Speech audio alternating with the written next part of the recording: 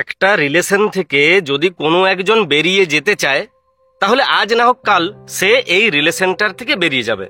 ছোট ছোট ঝগড়া হলেই সে যখন বেরিয়ে যাওয়ার কথা বলছে, তখন পরবর্তীকালে যদি ঝগড়া নাও হয়, সে নিজে প্রবলেম তৈরি করবে।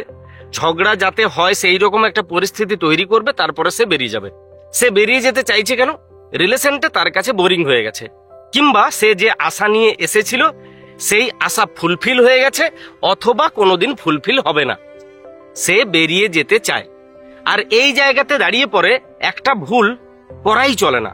এই ভুলটা করলে সে বেরিয়ে যাবে, 100% যাবে, কেউ আটকাতে পারবে না। আর আমরা সবাই সেই ভুলটাই করি। কোন সেই ভুল যেটা তোমার করা চলবে না যদি ও বেরিয়ে যেতে চাইছে?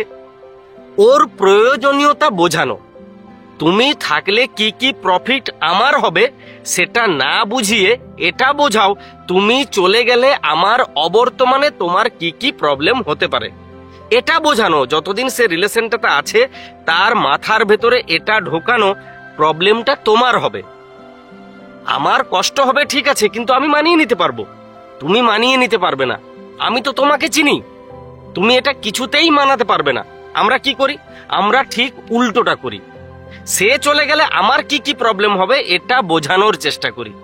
তার প্রয়োজন আমার জীবনে কতটা, তাকে ছাড়া আমি কতটা ভ্যালুলেস এটা বোঝাই। এতে কি হয়? ওর দামটা বাড়তে থাকে। ও নিজেকে বিরাট কিছু ভাবতে শুরু করে। ও ভাবে এর চাইতে 10 গুণ নয় 1000 গুণ ভালো আমি কাউকে পেতে পারি। তার জন্যই না ও হ্যাংলামু করছে, এই জন্যই তো ও আমাকে ভালোবাসে, কারণ আমি বেটার, ও আমার কাছে কিছুই নয়। এমন ভাবনা যখন ওর মনের ভেতরে চলছে, তখন আমি যদি আবার ওকে এটাই বোঝাই যে তোমার কত প্রয়োজনীয়তা আমার জীবনে, তোমাকে ছাড়া আমি অন্ধ, তোমাকে ছাড়া আমি ল্যাংড়া খোঁড়া, তাহলে সে থাকবে না, কিছুতেই থাকবে না। তাকে ঠান্ডা মাথায় এটা বোঝাতে হবে তোমার কি কি প্রবলেম হতে পারে। আমি থেকে নেব, এমন পরিস্থিতিতে আমি কান্নাকাটি করব না, আমি হাতে পায়ে ধরবো না, আমি ভালোবাসার ভিক্ষা চাইবো না, কারণ এইগুলো করলে ও আর আমার সঙ্গে থাকবেই না। যদিও ন্যূনতম চান্স ছিল সেটুকুও চলে যাবে। এমন জায়গাতে আমাকে মানসিকভাবে শক্তি অর্জন করতে হবে। ওকে এটা বোঝাতে হবে গেলে পুরোটাই তোমার লস। এটা বোঝাতে হবে।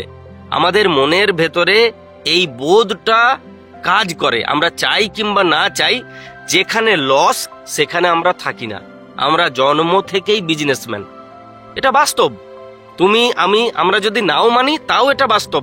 যেখানে প্রফিট নেই সেখানে আমাদের ব্রেন, আমাদের মন সমর্থন দেয় না। ও যখন এটা বুঝতে পারবে যে সত্যি সত্যি এই লসটা ওর হচ্ছে, এই যে তুমি ওর মাথায় ভরবে, এতে ও কিন্তু দেখতে পাবে যে লস ওর হচ্ছে। যেমন ভাবে জ্যোতিষীরা কি বলে, এই বছরটা তোমার খুব খারাপ গেছে, তোমার ঘরের ভেতরেই শত্রু লুকিয়ে আছে, তোমার বন্ধুরাই তোমার ক্ষতি করছে। কেন বলে? এটাকে বলে ব্রেন ওয়াশ। তুমি সেটাই দেখতে পাবে, তোমার বন্ধুরা তোমার ক্ষতি করছে এটা যদি বলে, তুমি দেখতে পাবে কোন কোন বন্ধু কি কি ক্ষতি করেছে। তখন এটা দেখতে পাবে না তোমার বিপদের দিনে ওই বন্ধুরাই ছিল। নেগেটিভ বলছে, তুমি নেগেটিভ দেখতে পাচ্ছ, নেগেটিভগুলোই মাথাতে ঘুরঘুর ঘুরঘুর করছে, নেগেটিভ পোকাগুলোই ব্রেনটাকে কামড়ে খাচ্ছে।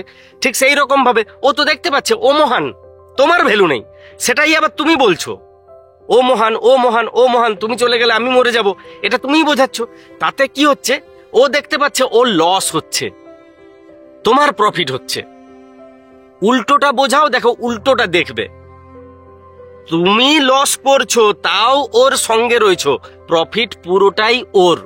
এটা যদি বোঝাতে পারো, এটা যদি দেখাতে পারো, এই রকম যদি একটা সিন তৈরি করতে পারো ওর মনের ভেতরে, ব্রেনের ভেতরে, স্বপ্ন যদি তৈরি করে দিতে পারো, ও ছেড়ে দিয়ে যাবে না, কিছুতেই যাবে না। উল্টোটা একদম করবে না। 99% মানুষ এই ভুলটাই করে। আশা করি তুমি সেই ভুলটা আর করবে না। ঠিক আছে? একদম সহজ সরল ভাবে বুঝিয়ে দিয়েছি। লাইক করবে, শেয়ার করবে, নতুবা এই ভিডিওটা এখানেই থেমে যাবে। ভালো থেকো, ভালোবাসায় থেকো, প্রত্যেকটি মানুষের সঙ্গে থেকো। আবার দেখা হবে।